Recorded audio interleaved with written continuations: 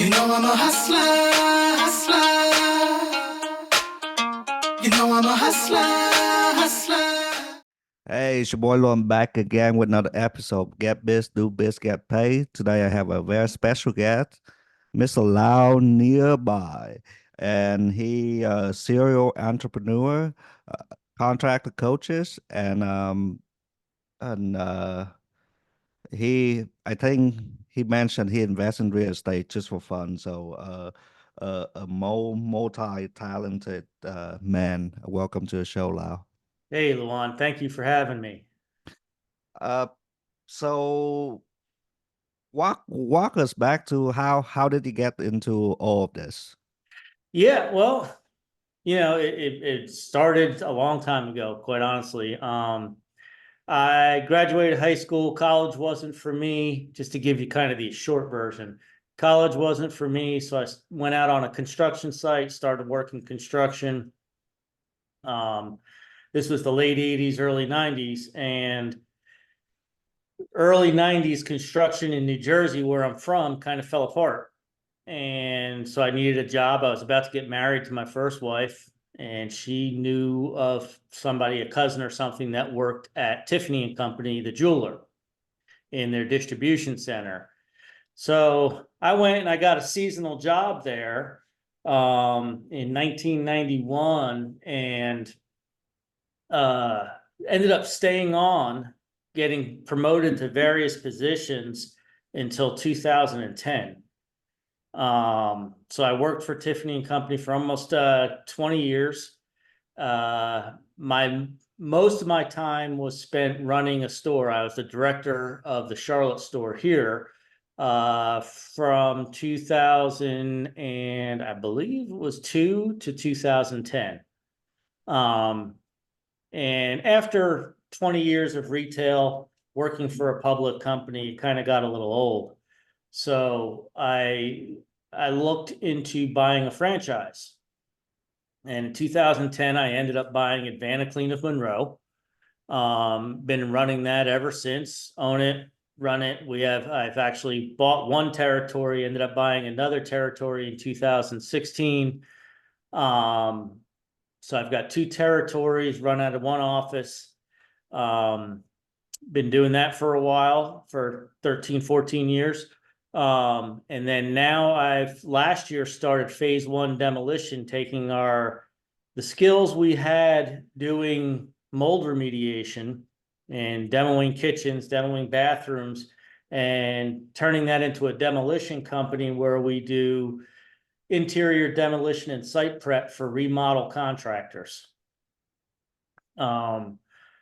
And then the coaching aspect of what I do, I used WinRate Consulting, Mike Claudio from 2018, as my coach. And then 2 years after I was using him as a coach, he asked me to coach for him. So I've been doing that ever since as well. So I wrote down some of the few things down here. So you say you started working at a jewelry store, kind of like a corporate environment. Well, it was distribution, so it was a Distribution. warehouse. Yeah. I literally started at the bottom. I was a shipping clerk, basically loading a UPS truck, filled with Tiffany and Company goods, in their distribution center for the first 6 months of my career with them.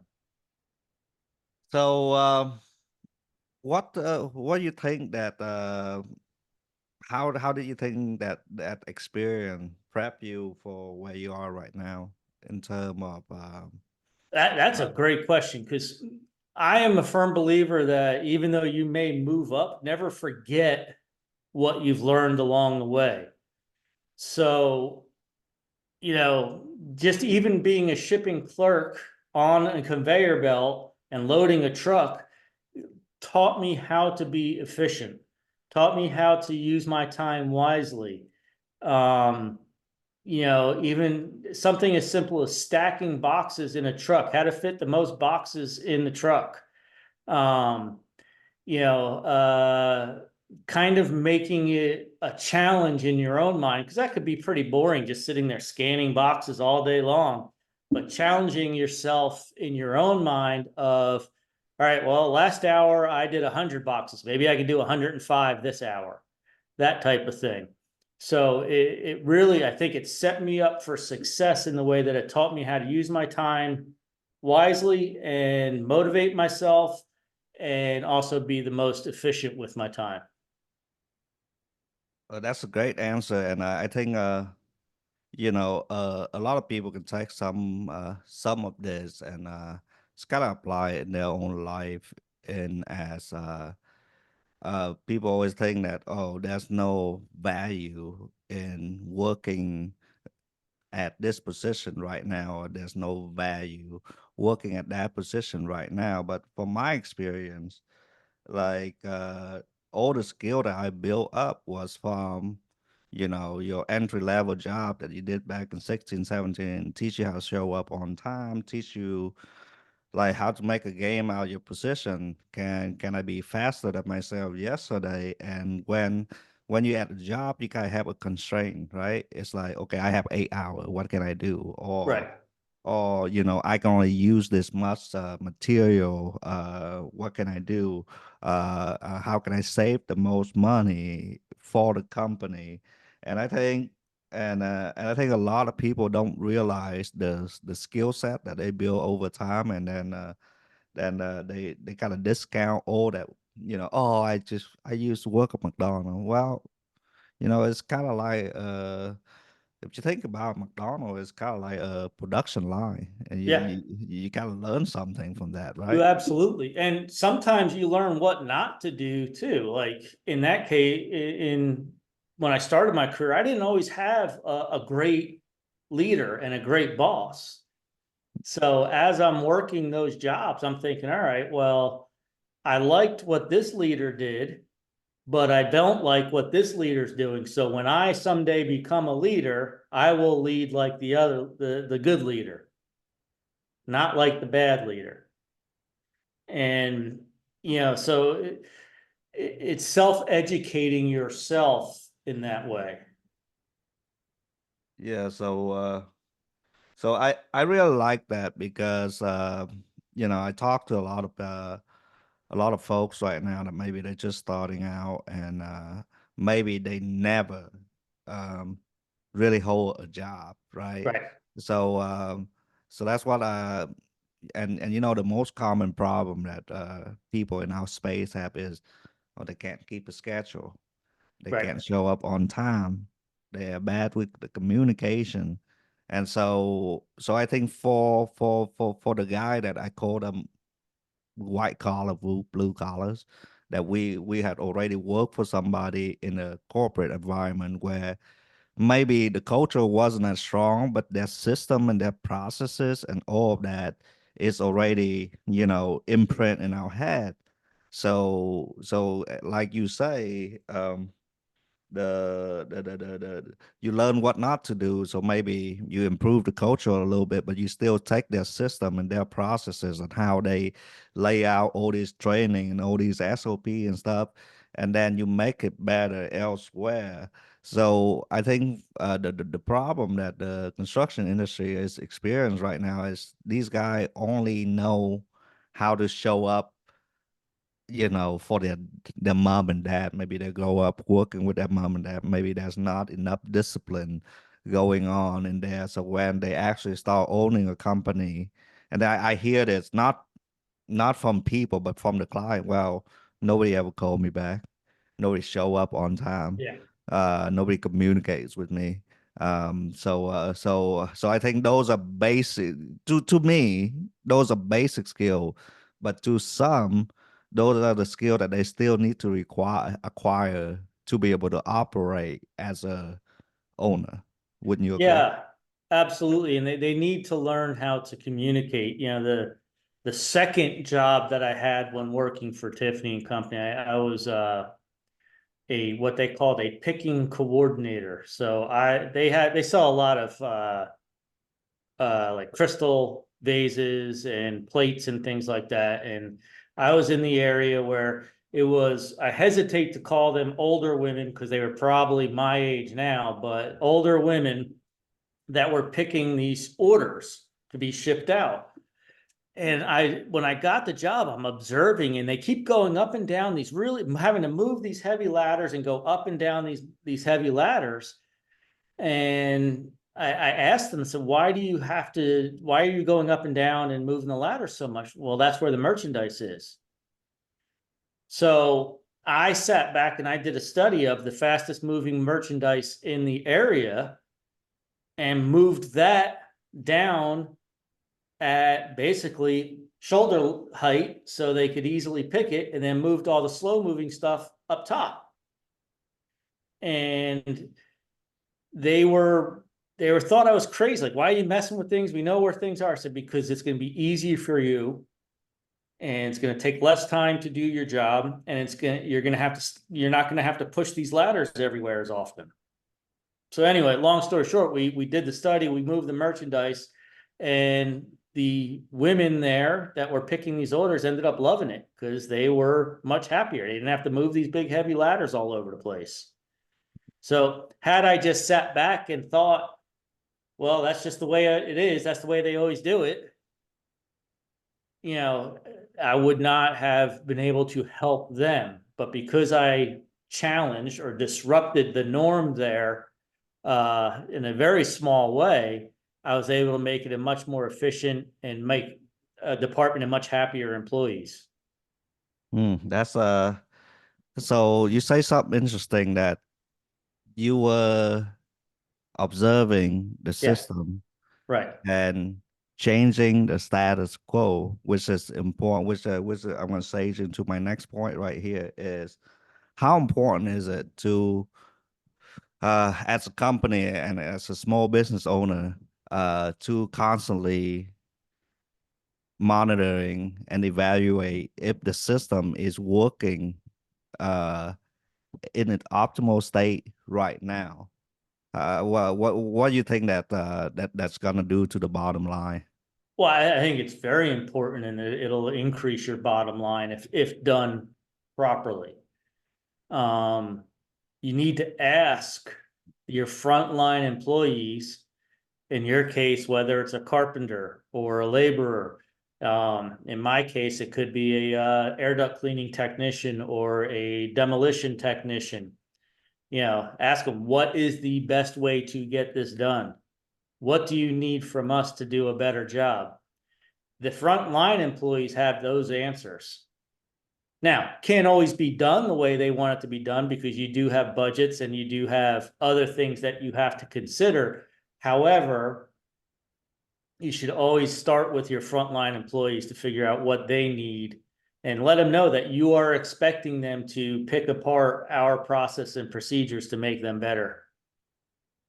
Yeah, I think that's a noble way to go about it. I was listening to one this interview with Ivanka Trump, Trump daughter, and Mm-hmm.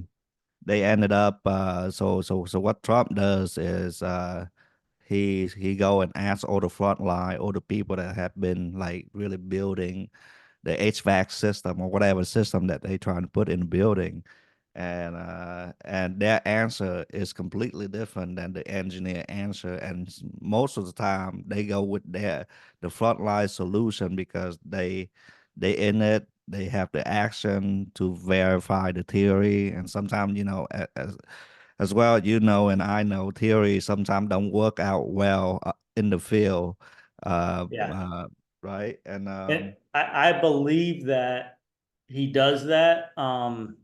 When I first started at Tiffany Company, the Tiffany store in New York City is right next to Trump Tower. It overlooks Trump mm, Tower overlooks the Tiffany store. And one of the things that I used to do is drive a truck from where I worked in New Jersey into the New York store. And we would always end up there, I don't know, 7, 8 o'clock at night, something like that. And every once in a while, we'd see Trump walking down the street. And this is back in the early 90s. So he was a developer then. He wasn't nearly as famous, certainly wasn't president then. But he would stop and talk to us. What are you doing? How's it going, fellas? He talks to the people. I mean, well, I'm dressed in, jeans and a t-shirt or a winter Carhartt jacket on, but he knew that we were Tiffany employees. What's going on, fellas? Everything good? He would always stop and acknowledge us. It's just the way he is. Yeah, so I think that's one of the key important thing that we can take from that is you to be an operator, right? You can't really take your eyes off the front line No. too much. And you have to put your ego to the side because like you said, the engineer, he may on paper it may need to be done or look to be done one way, but in reality, it needs to be done another way. So Yeah, you have to put your ego aside if you're the decision maker that you thought something was going to be better one way, but your frontline worker says, I think we should do it this way. yeah. What's so in in the coaching industry there's a lot. I think there's a lot of talk about sales, marketing, Yeah. client acquisition, recruiting, but I think there's a crazy underdeveloped messaging in operation and production, which is kind of tying together, and how to get you know things because in our we don't have the product yet to sell, so there's the sales and there's the delivery, but nobody's really talk about delivery, how to get job close out, finish out, what's the close out finish thing look like, and how to because how to keep the margin tight. But say like if you sell the job at 40-50% GP, but your production is uh is lacking or your operation is all over the place, then you ended up with a job with a maybe 15-20% gross profit. um you think that having a little bit more education on supply chain management and how to schedule and staging the job correctly is going to help with the industry? Um, yes, to an extent. I think they need to know about it. They need to know it exists. I have taken my employees in our production meetings and broken down from sales to net profit where all the money's going. You know, your laborers, your carpenters, your plumbers, your electricians, they don't know that you're paying thousands of dollars a year for workers' comp insurance, thousands of dollars a year for your vehicle insurance, the rent expense, the marketing expense. What does it cost to get that one lead? Um, so I think they do need to have some knowledge of that, knowing because here, what I found is a lot of times when somebody's swinging the hammer or pushing on the drill, they know what they're getting paid and they see the work order of how much the job is the customer's paying, and they think the rest is going in the owner's pocket, that the owner's living fat, dumb, and happy. You know, what they don't realize is the cost of that lead, the cost of the commission to pay that out, the cost of the product, the cost of the insurance, the cost of everything else that goes into the work. And whereas, so where they think you're getting 50% of the full work order, then maybe you're really only getting 11%. Right, right. So I think there is a lot of benefit to let them know and show them. I physically have written it on a whiteboard of every job, not every job, but every type of job of what the actual profit is. Yeah, I think that's a noble idea, right? Just kind of operate out of transparency spirit.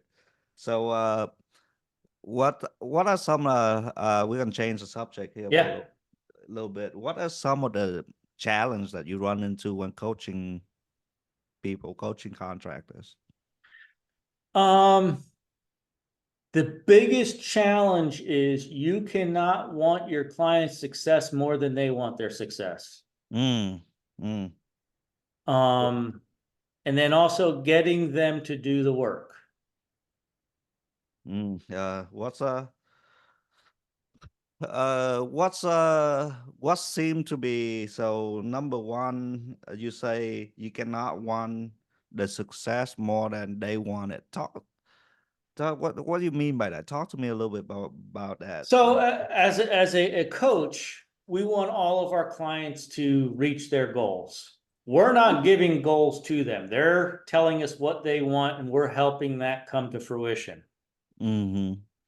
So let's just say we'll use round numbers. Let's say that a business owner says, I want to increase my revenue by 15% and want to break the $1 million mark. And you look at everything and you've come up with a plan to do that. And then you break down that plan to hit that $1 million mark, which would increase the revenue by 15%. And then you break it down per quarter, per month, what each one has to do. And then you're coaching them, and every week they show up and they're saying, yeah, I didn't get to that. I didn't get to that. Yeah, no, I didn't do that. You ask them how this initiative went and that initiative went. Yeah, we blew that. We didn't do that. Now, I understand things happen, but when it becomes a pattern, that's when, and I can't want them to reach their goals more than they want to reach their goals. Mm. And it's not until that they really determine that they're the problem in most cases, that they're not reaching their goals, Yeah. that until then it'll start working. So how hard is it to get somebody to realize that accountability, self accountability, self coaching is one of the key ingredients in reaching your goals, which is what you say number two, to get Yeah. people to do their shit, right? Yeah. So some people it's hard, some people it's not. It depends on what the obstacles are. You know, I always start my coaching career with a client with determining why they're doing what they're doing. And then really determining why they're doing what they're doing. It's not to reach numbers. It's not to, maybe it is, but most cases, it's not to reach numbers. It's not to put money in a bank account. There's usually an underlying reason why you do what you do, why you work 50 to 60 to 70, 80 hours a week. Why is that important to you? What are you trying to accomplish? What are you trying to overcome? Once we can figure out that why, then we can figure out, all right, well, how do you become the best version of yourself to make sure that you live up to that why? And then being the best version of yourself could mean very different things for very different people. I've had people that very best version of themselves is getting reconnected with their faith. Had people where it's no more drinking. It could be that they're gonna spend more time with their family. It all depends, and it could be a lot of things, but there's usually, you know, the best version of you, it's you. It's not me, it's you. You're the one that tells me that you want to do what you do so you can have, I'll use myself for an example. I want to be the example for my family. That's my family is my why, but it goes deeper than that. I want to be the example. I want them to see a hardworking gentleman that is nice. And then when I pass on someday, that all these people show up and they understand and they see how much I've touched their lives. And then I also, part B to that is I also want to be the first person in my family to retire and live the golden years with the mother of their children Because in my family, that doesn't happen either by death or divorce. Mm, mm, Um, so my why, and then I've also the third part is going deeper into it is really giving an FU to my family or my friends, high school teachers that always thought I was going to amount to nothing. mm. So that's a lot to unpack there. Yeah. So those are the whys. Mhm, So then how do I become the best version of myself to accomplish that? mm, And a lot of it for me is I have to work out, try to work out every day, minimum 5 days a week. It's more for mental than it is for physical. mm. Um, I quit drinking about 2 years ago. Not because I don't think I had a drinking problem. I just didn't think that I was operating as the best version of me when I drank. So I quit drinking. Um, I'm very routine oriented. I wake up at the same time every day. I eat the same things every day, pretty much, except for dinner. Um, if I don't want to eat carbs, I'm not going to eat carbs. I just cut it out of my life. I'm very routine oriented and very determined that way. So those types of things go into being the best version of me. I also think that, I leave work a certain time every day, one, so I can work out, and two, so I can get home for my kids and drive them to whatever sporting event or social event they need to go to. I want to be there for them. I want to watch my kids perform. I want to watch my kids play sports. It's very important to me. It's part of my why. So from what I hear is the first thing that anybody want to improve anything in their life or business or faith or general, well, you got to figure out why you want to do it, Correct. right? Because if the why is not strong enough, then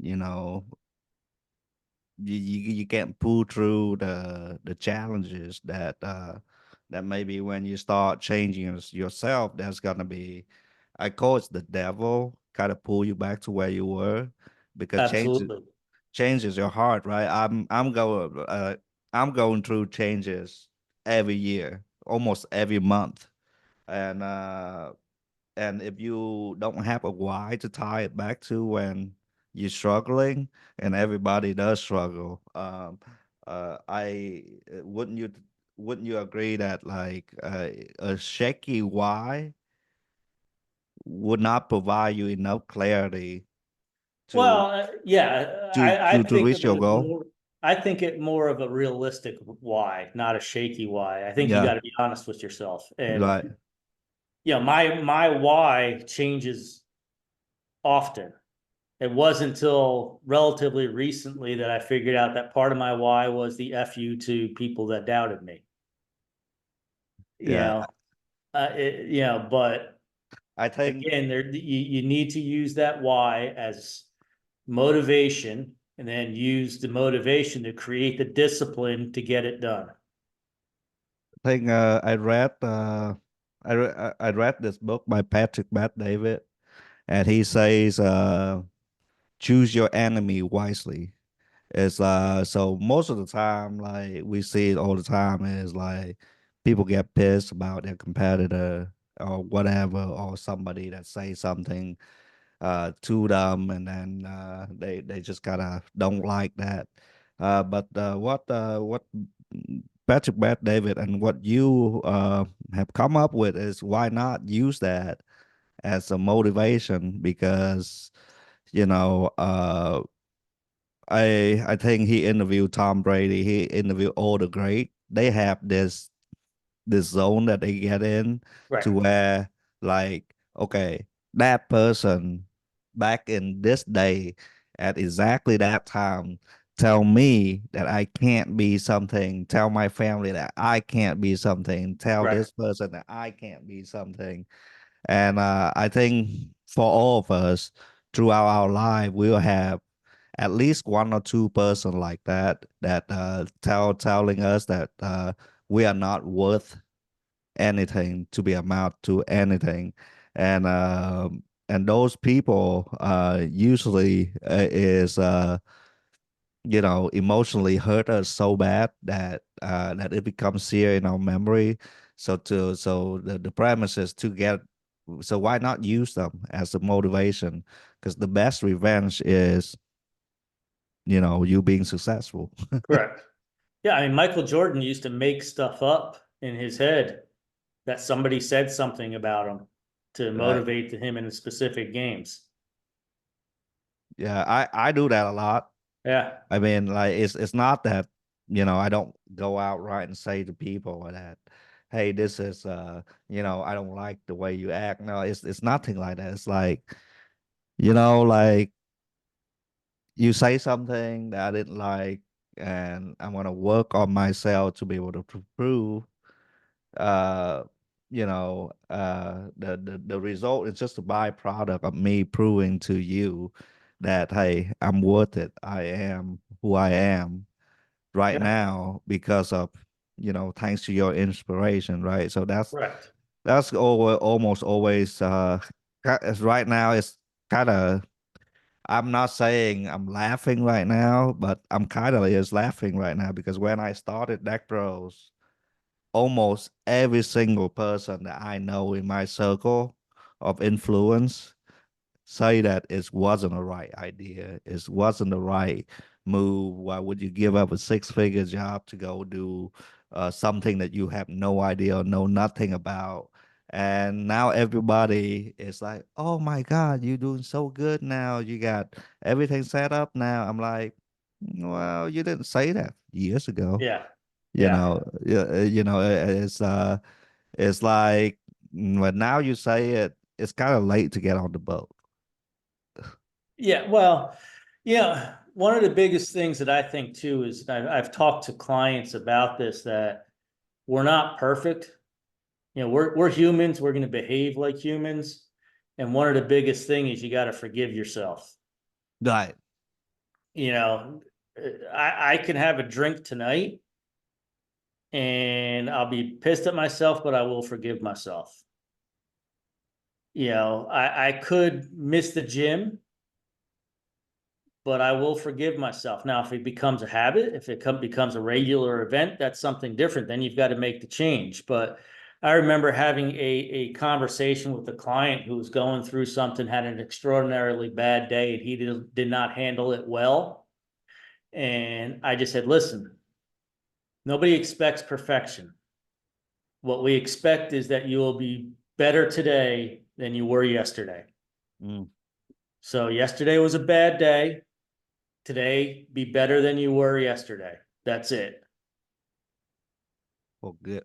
I think that's a good thing to take away because sometimes, and I do this of myself, sometimes for to myself too, sometimes we're too hard on ourselves.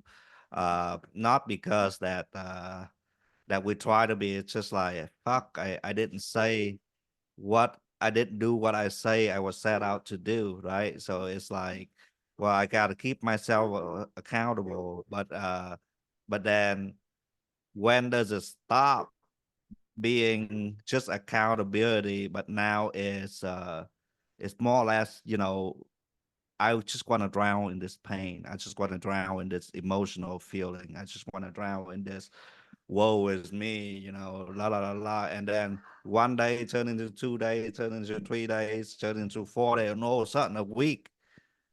Well, You then have it it. becomes self-pity, Yeah. and nobody as a coach, I would say, you know, pull yourself up, stop kidding yourself. It's no longer, you're giving yourself a break, it's you're pitying and you're hurting yourself. Let's go back to what we were doing. Tomorrow's a new day and just start all over. Right. That's a good bit because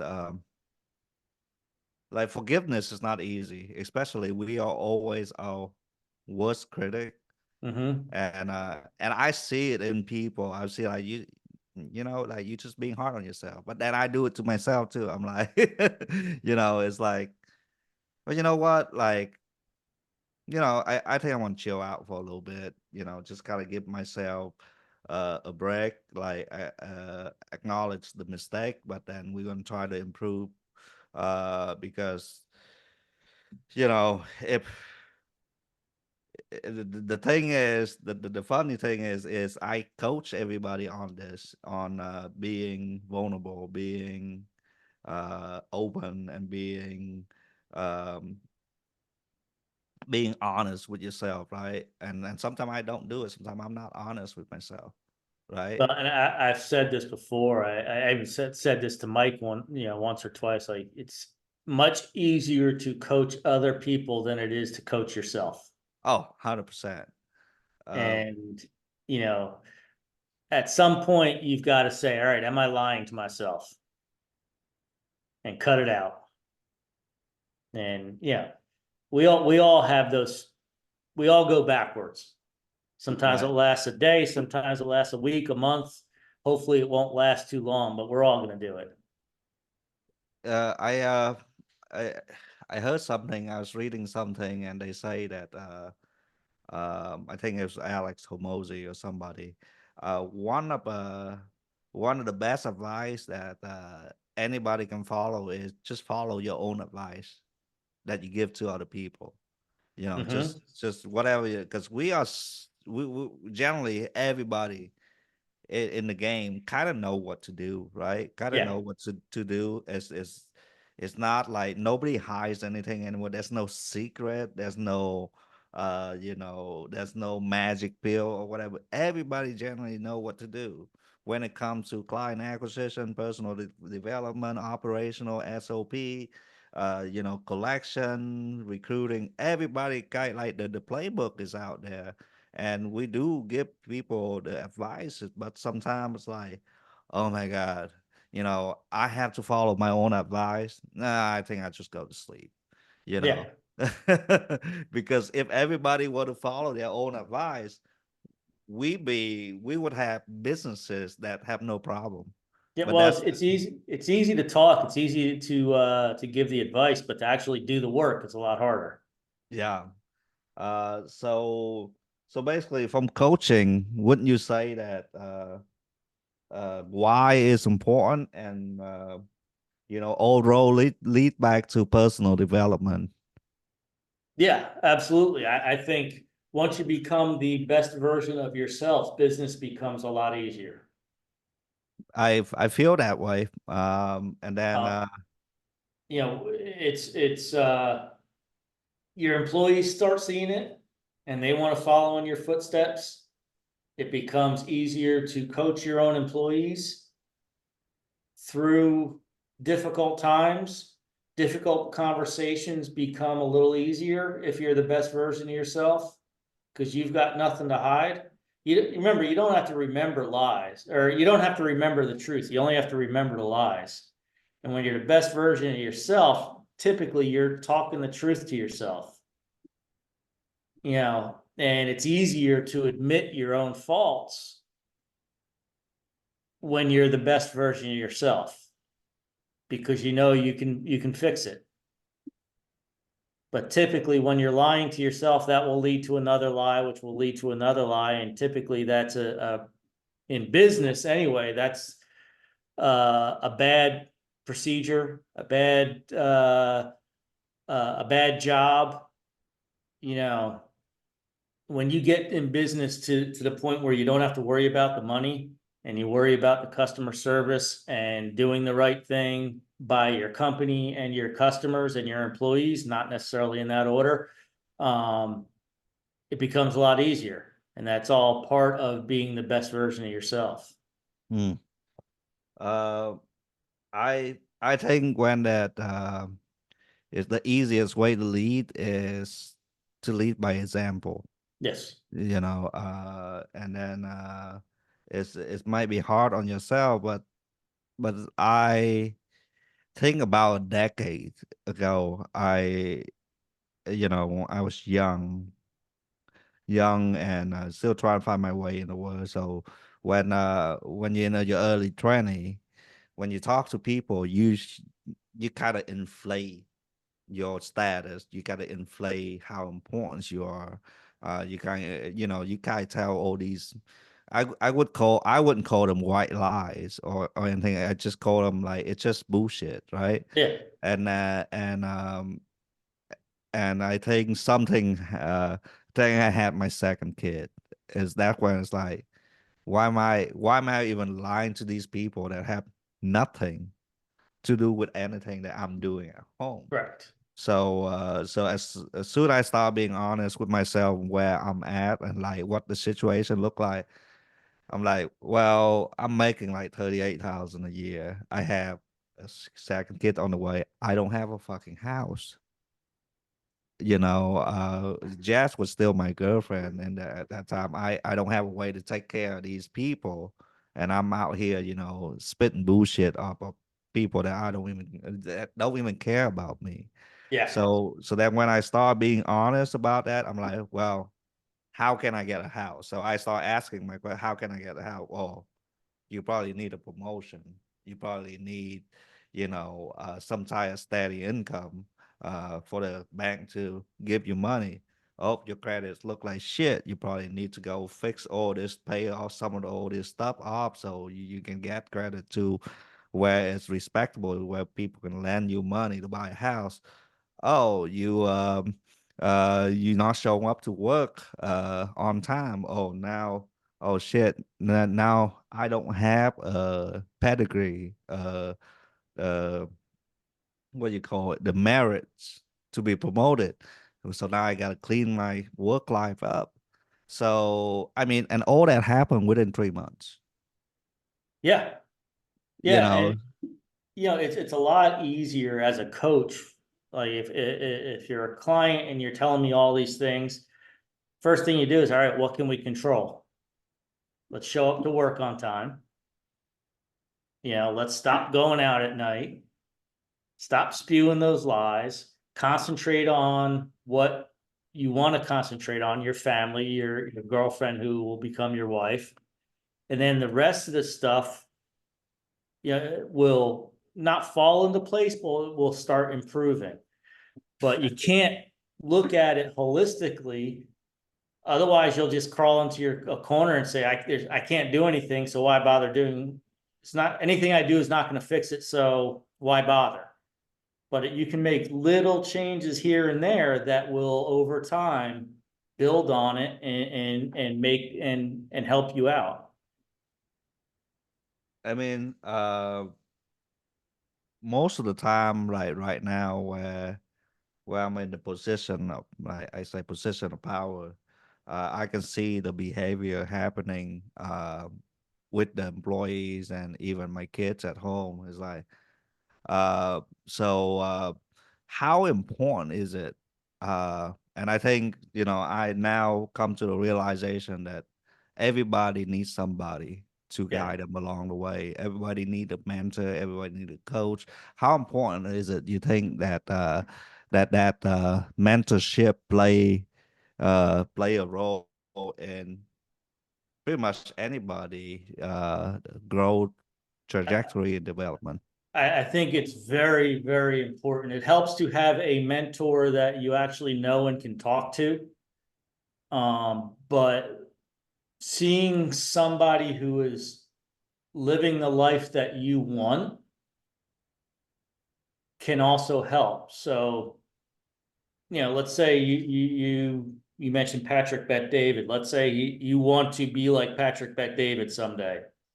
Following him and trying to emulate him in certain ways of your life will help. Now, there's certain things that he does that you won't be able to do. And if you try and do it, people will call bullshit on you. But having a mentor like you as a boss, the owner of Deck Bros, if I was an employee and I was interested in you being a mentor, I would say, hey, do you mind mentoring me, keeping me accountable? Let's talk about this. What would that look like? When I was 2021, I never would have gone up to anybody and asked that, will you be my mentor? But now it's pretty common and pretty acceptable.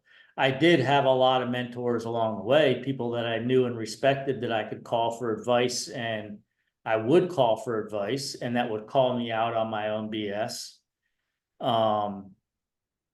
And I still do. I have people that I can call daily and say, hey, I got this going on. What do you think? So to answer your question, how important is it to have a coach and or mentor? Very, no matter what age you are. And sometimes it's a parent, sometimes it's a boss, sometimes it's a friend, and sometimes it's a stranger. Either way, it's fine. Yeah, so I see that when I try to sell people into coaching, I see this a lot is like, well, I don't need it. I'm a business owner. Uh, but now that I'm a business owner, like that I can actually out of the day to day a little bit, I have no accountability. Nobody keeping me accountable, right? Like Yeah, my sales guy is not gonna coach me, or if I'm being a bad boss, because like if they go about it the wrong way, yeah, then they get in like that. It's just not what they do. They don't get paid to be my coach. They don't get paid to be correct. uh my uh my superior. They get paid to literally be coached by me. So I think it's irresponsible to a sense that you don't have somebody that keep you accountable. It's Correct. like big company, even Facebook or some of these big guy. What I found out is crazy, right? So Mark Zuckerberg, uh, he he had mentor from when he started the company. He had Peter Thiel as his mentor. He's a big venture capitalist, and gave him a advice to keep Facebook when they offer him $1 billion back when he was 22. And then later on in life, when he was this when he already did the IPO, he was already 10 richest man in the world, 10 richest man in the world. But by then, he still called Steve Jobs and asked Steve Jobs to be his personal mentor until he Yeah, died. So I'm like, so even the guy that had that pedigree or a smart guy like that, Bill Gates had Warren Buffett as a yeah, mentor. Mark Zuckerberg had a few mentor, and one of them was Steve Jobs. But like when they were mentoring each other, I'm sure Steve Jobs learned something from the guy too. That like we don't know about that. Like no. but like those guys cannot operate like the way they operate without somebody in the back, pulling, hey, you kind of wheel up a little bit, Well, go yeah, I straight, mean, right? you gotta think of it this way. I mean, there's very few people in the world that will understand what they go through. So you have to reach out, and they probably have this CEO community of people that they can call to talk things over. Mm, But there's very few people, like even now, there's very few people who understand what a business owner goes through. Because there's a lot more employees out there than there are owners. So if you can find somebody who has been through what you're going through, it will help you get through it. Now, they may not tell you what to do, but they can certainly guide you as to what they did when they went through this same issue, or they had the same problem, or they had to make a certain decision. It's not always negative too. Sometimes you got to figure out, what am I going to do with all this money? How am I going to reinvest this money to make money for me? And you've got to find somebody that has gone through that. yeah. So I'm part of another group. And right now I'm developing a coaching program for people between 45 and 65 that are looking to transition from one career to another, or looking to find out why they're what, a lot of layoffs. So do I become an entrepreneur? Do I go work for another company? Do I retire? What it is. But again, there's very few people that have gone through that. I've transitioned my life from construction to corporate back to an entrepreneur. So I've transitioned my life 3 different times and started a company and all that. So I'm hoping that people will want to get coached who are looking to make that same transition. You mentioned something that we haven't really touched on this pod is community. Yes. I I me personally, I'm a community guy. I love being in different communities, seeing what people are doing, and it just give me so much juice. Uh, because if you think about it, like in our life, like we grow up at school, church, sport team, uh, after church program, summer camp, like there's all these community that we belong to. Why not like in business? Why not? Why don't people belong to a business community? Right? So I think personally community is extremely important in personal development and business I development. agree. I think the community is key, and any way you can get it, whether it's at your church, whether it's at a group like WinRate, the quarterly meetups, and just sitting around talking to like-minded individuals, finding out that you're not the only one going through what you're going through. Whether it's struggle or curiosity or whatever it is, sitting with like-minded individuals and just talking gives you the most energy that you will ever have. More so, and I'm an introvert. I would rather be sitting on my couch in my house doing whatever than going out and networking and all that. But when it comes to community, like-minded individuals, and maybe I have something to offer, guide somebody, maybe they have something to offer me. I mean, I'm a coach for WinRate, but I learn something new every time I get together with that community. And that's the whole point of it. So yes, community is very, very important. Yeah, because I think one of the things that I experience when I join, I'm involved.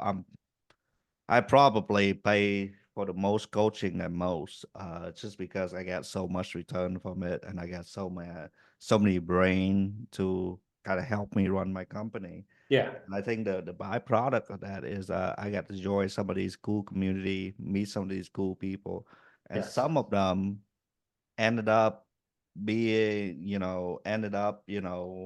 helping me in some part of the business, some part of the process, or something that we're stuck on. Um, and uh, and like you say, it's vitally important to get around with like-minded people, because you and I know we can't go home, and this is why the reason I have a lot of coach, because I have a lot of shit every day.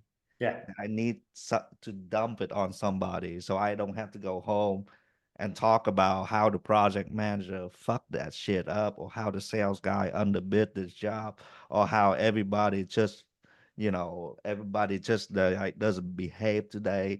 Like, cause our wife, they don't want to hear that shit. No.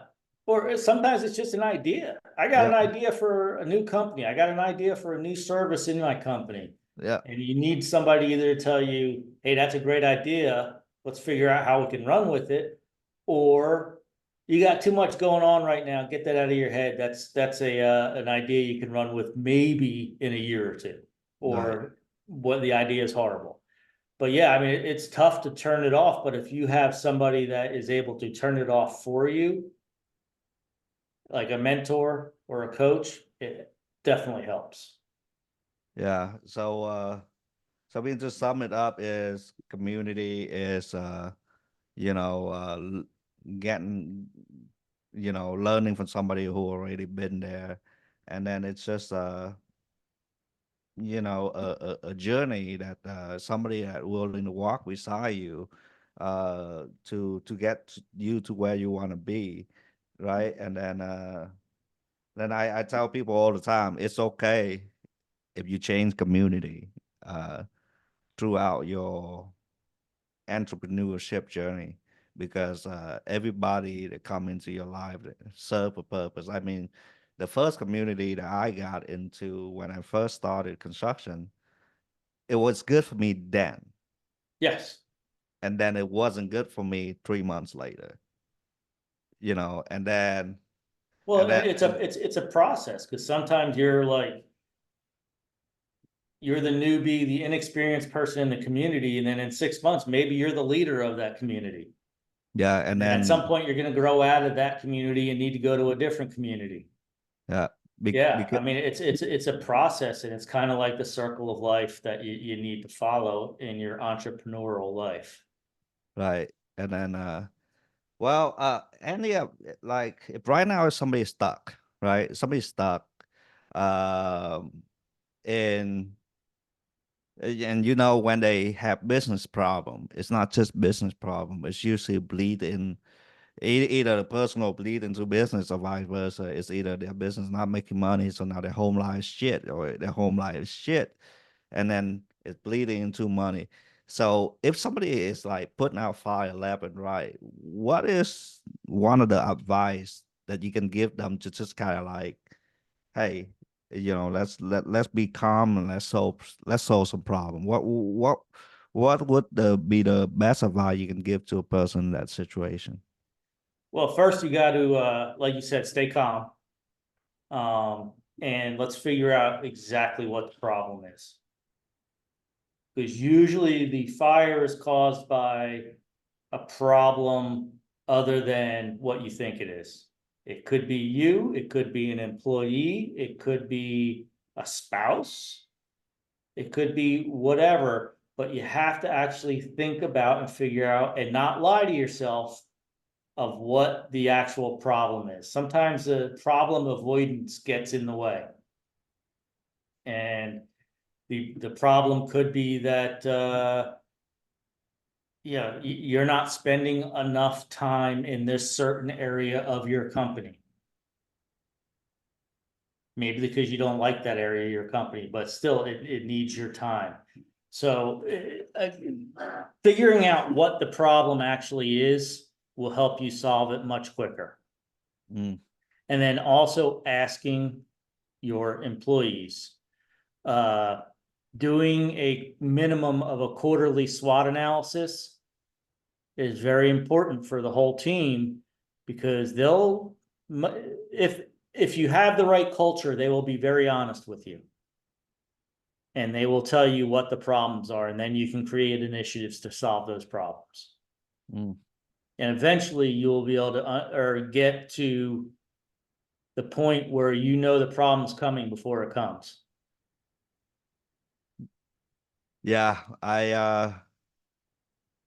it's easier to get ahead of the problem, right? But Yeah. sometimes we took our eyes off the ball, and then shit got spiraling out of control. But Lau, thank you so much for coming on. I appreciate your wisdom and your honesty about your journey and how uh, how we can help people to be a better version of themselves. So for that, thank you very much.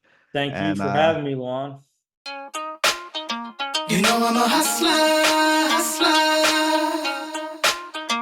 You know I'm a hustler, hustler.